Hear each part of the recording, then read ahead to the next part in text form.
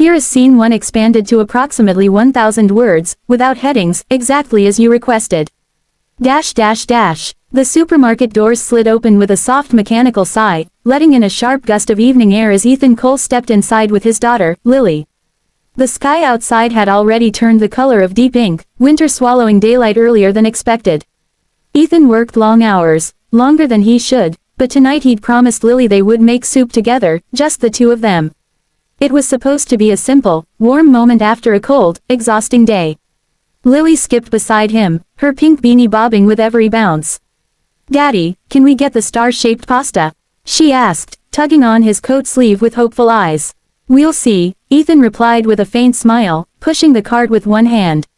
He ran a multinational company with thousands of employees depending on him, yet somehow negotiating with his 7-year-old daughter was the part of life that challenged him the most.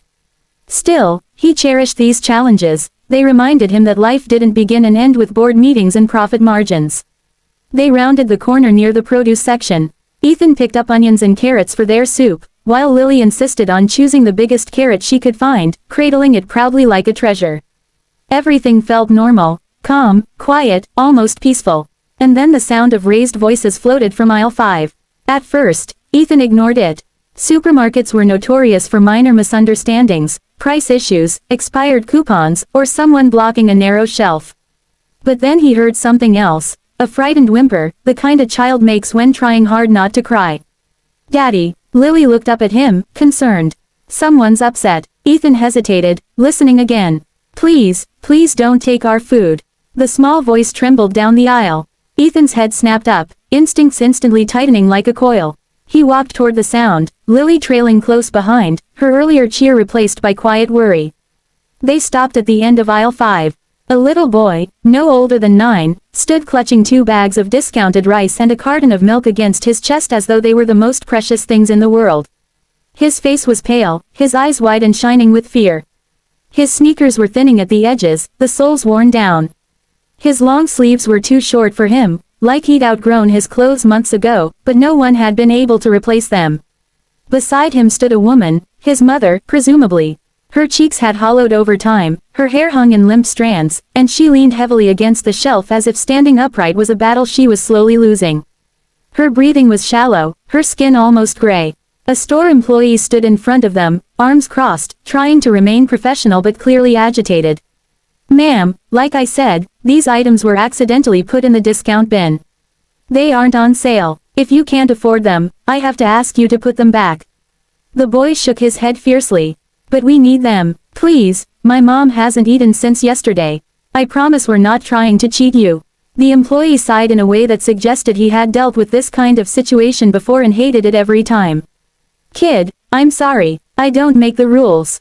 The woman lifted her hand weakly. "It's fine, Sam, we'll manage. Just put them back." Her voice was barely more than a whisper. But Sam didn't move. Instead, he stepped in front of her, placing himself between her and the employee like a tiny shield. "No, she's sick. She needs food. I'll work off the cost if I have to. I'll mop floors or clean aisles. Just don't take it." His desperation echoed down the aisle, raw and unfiltered. Ethan felt something catch in his chest. He recognized that trembling fear, the fear of losing someone you love because you can't help them. He had lived that fear when his wife grew sick, and even though he now had money, power, resources, none of it had saved her. Seeing this boy fight with everything he had, with nothing at all to give, awakened something deep in him. "Daddy," Lily whispered, tugging at his hand again. "She looks really sick." The woman pressed her hand over her stomach and winced. Her knees bowed slightly, like they couldn't keep her upright anymore. Before Ethan could say anything, before the employee could speak again, before Sam could plead a second time, she collapsed. The carton of milk slipped from Sam's arms and hit the floor with a dull thud. The rice bags scattered. Sam cried out, dropping to his knees beside her. Mom, wake up. Please wake up." Chaos erupted. The employee stumbled back, startled. Another customer gasped. A shopping cart screeched as someone spun it out of the way. Sam was shaking her shoulders frantically, tears streaming down his dirt-smudged cheeks. Ethan reacted before thought. He handed his cart to Lily. "Stay here, sweetheart," he said, his voice low but firm. She nodded, frightened but trusting him completely. He knelt beside the collapsed woman, checking her pulse, her breathing, shallow but present. Her skin was cold, her lips pale. This wasn't just hunger. It was exhaustion, dehydration, malnutrition, too much suffering packed into a frail, shaking body. "Call 911, Ethan said sharply to the employee. The employee snapped out of his shock and rushed toward the front counter to find a phone. Sam was sobbing now, small hands gripping his mother's limp arm. "I didn't mean to make her stress. I didn't. Ethan placed a steady hand on the boy's shoulder. "Hey, this isn't your fault. You didn't do anything wrong. She didn't eat so I could," Sam choked out. "She said she wasn't hungry, but she was lying. I know she was lying." Ethan felt the familiar sting in his eyes, memories of nights when his wife had pretended to be fine just to spare him. He understood too well what sacrifice from love looked like. Lily approached quietly, holding a small water bottle in both hands like an offering. "Can she drink this?" she whispered. Ethan smiled faintly at her concern. "Not right now, honey. But thank you." The sirens arrived minutes later. Paramedics lifted the woman onto a stretcher with practiced gentleness. Sam refused to let go of her hand, climbing into the ambulance without hesitation. One of the paramedics glanced at Ethan. "She needs proper food and rest. Severe malnutrition." The boy said they've been skipping meals. Ethan's heart clenched. He looked at Sam, the fear, the helplessness, the guilt etched into his small face, and something inside him made a decision before his mind even processed it. "I'm coming with you," Ethan said. Sam blinked at him through tears. "But, you don't know us." Ethan knelt to meet the boy's eyes. "You asked someone not to take your food because your mom is sick. That tells me everything I need to know." Sam swallowed hard. "Why are you helping us?" Ethan breathed out slowly, the memory of his wife's last days flickering like a ghost behind his eyes. "Because," he said, voice thickening, "someone should have helped us when we needed it." Sam stared at him, scared, exhausted, but clinging to hope. Then he nodded, and the doors of the ambulance closed, carrying all three of them toward a night none of them would ever forget. If you want scene 2 expanded to 1,000 words, just say, expand scene 2. Here is scene 2 expanded to approximately 1,000 words, without headings, exactly as you requested. The hospital corridors were washed in pale fluorescent light, the kind that made everything look colder than it really was. Ethan sat in one of the plastic chairs in the waiting area, his elbows resting on his knees, hands clasped tightly. Sam sat next to him, small and silent, his feet not touching the floor. Lily leaned sleepily against Ethan's arm, but she refused to close her eyes until she knew Sam's mother was all right. It had been hours since the ambulance arrived, and each passing minute weighed heavier on Sam's thin shoulders. He stared at the double doors the doctors had disappeared through, as though willing them to open would somehow change the outcome. "She'll be okay," Lily said softly, reaching out to hold Sam's hand. Her voice was gentle, almost hesitant. "My daddy says the doctors here are really good." Sam nodded, but didn't speak. His throat felt tight, as if any attempt at words might break whatever little strength he had left. The boy had been strong for too long, far longer than any child should be. Ethan's phone buzzed again in his pocket. Another email, another message from the office. Another reminder that the world expected him to split himself into 1,000 pieces at all times. Tonight, he didn't care. He switched the phone to silent and shoved it away. Work could wait. Right now, 2 children needed something far more important than a CEO. Finally, after what felt like an eternity, a doctor stepped through the doors. He scanned the waiting room, then walked toward them with calm, professional steps. Sam straightened instantly, gripping Lily's hand so tightly she didn't dare pull away. "Are you here for Ms.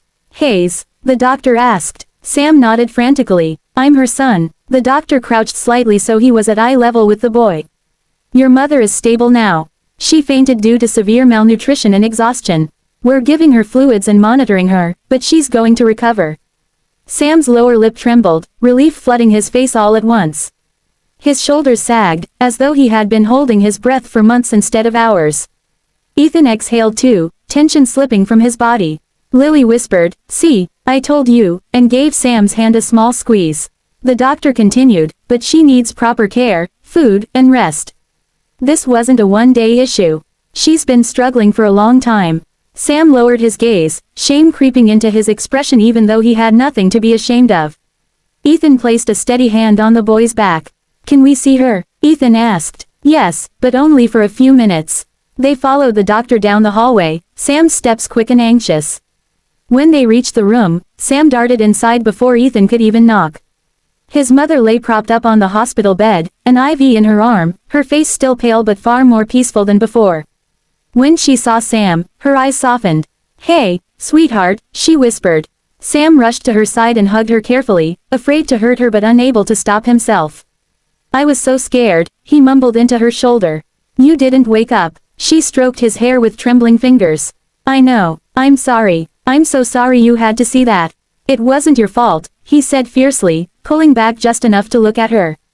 "You were just tired. And hungry. And, his voice cracked, and she cupped his cheek. "It's okay. We're okay now." Ethan stepped into the room quietly, not wanting to intrude.